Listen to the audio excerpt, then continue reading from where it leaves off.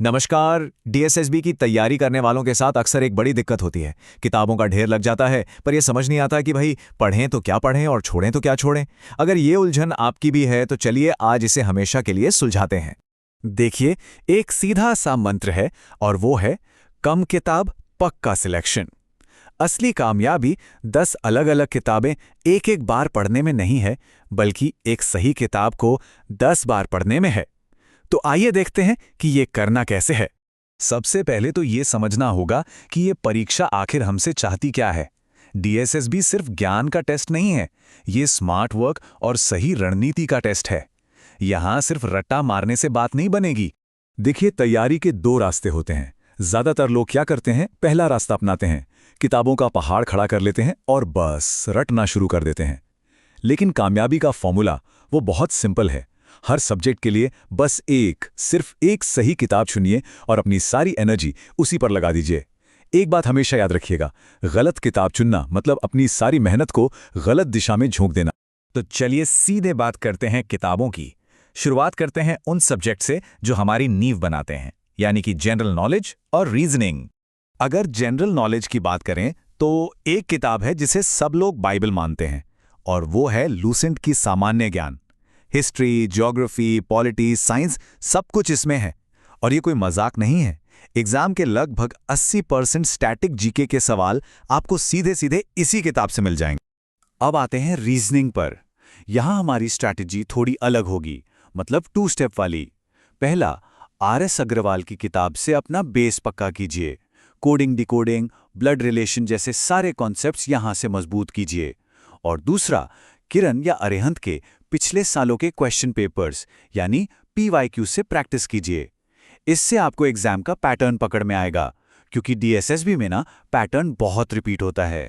चलिए, अब बात करते हैं दो और बहुत जरूरी सब्जेक्ट्स की, मैथ्स और इंग्लिश। ये दोनों ही बहुत स्कोरिंग सब्जेक्ट्स हैं। मैथ्स कई लोगों के लिए ये थोड़ा मुश्किल सब्जेक्ट होता है। अगर बेसिक्स में थोड़ी दिक्कत है तो बिल्कुल भी टेंशन लेने की जरूरत नहीं है। आरएस अग्रवाल की क्वांटिटेटिव एप्टीट्यूड उठाइए और बेसिक्स पर काम कीजिए। एक बार जब आपके कॉन्सेप्ट्स क्लियर हो गए ना, तो फिर असली खेल शुरू होता है स्पीड और एक्यूरेसी का। और उसके लिए डीएसएसबी मैथ्स पीवाईक्यू बुक से बेहतर कुछ भी नहीं है। इंग्लिश के लिए भी यही कहानी है। ग्रामर के सारे नियम, रूल्स समझने के लिए एसपी बख्शी की ऑब्जेक्टिव इंग्लिश सबसे बेस्ट है। लेकिन रूल्स जानना एक बात है और एग्जाम में उन्हें अप्लाई कर पाना वो बिल्कुल दूसरी। एग्जाम का असली फ्लेवर, असली लेवल कहां पता चलता है? वो पता चलता है इंग्लिश पीवाईक्यू बुक को सॉल्व करने से। आगे बढ़ते हैं और अब बात करते हैं हिंदी और पेडागोजी की, जो खास तौर पे टीचिंग पोस्ट के लिए बहुत जरूरी है। सामान्य हिंदी के लिए ज्यादा भटकने की जरूरत नहीं है। अरिहंत या लूसेंट की कोई भी एक किताब उठा लीजिए जिसमें ग्रामर और लिटरेचर दोनों हों, वो काफी है। लेकिन फिर वही सवाल, एग्जाम वाला फील कहां से आएगा? जवाब वही है, किरण की हिंदी पीवाईक्यू बुक। इससे सॉल्व करना मतलब सीधे एग्जाम के पैटर्न को डिकोड करना। अब जो लोग टीचिंग पोस्ट को टारगेट कर रहे हैं, चाहे वो पीआरटी हो, टीजीटी या फिर पीजीटी, उनके लिए अरिहंत की टीचिंग एप्टीट्यूड एक मस्ट हैव किताब है। ये चाइल्ड डेवलपमेंट और टीचिंग मेथड्स जैसे टॉपिक्स को बहुत आसान बना देती है।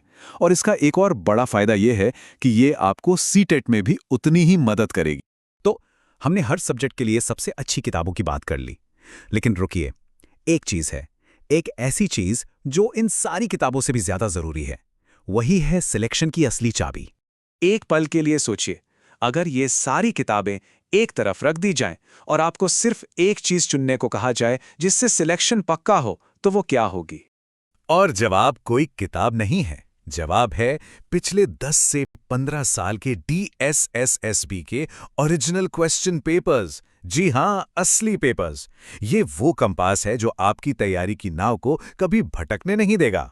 तो इस बात को गांठ बांध लीजिए, पीवाईक्यू सिर्फ प्रैक्टिस पेपर नहीं है, ये तो सिलेक्शन का ब्लूप्रिंट है। ये आपको बताते हैं कि क्या पढ़ना है, उससे भी जरूरी क्या छोड़ना है और किस टॉपिक को कितना टाइम देना है। तो पूरी बात का निचोड़ क्या है? हमारी फाइनल स्ट्रैटेजी क्या होनी चाहिए? सिंपल, कम में ज्यादा। पूरी तैयारी को बस 2 स्टेप्स में बांट लीजिए।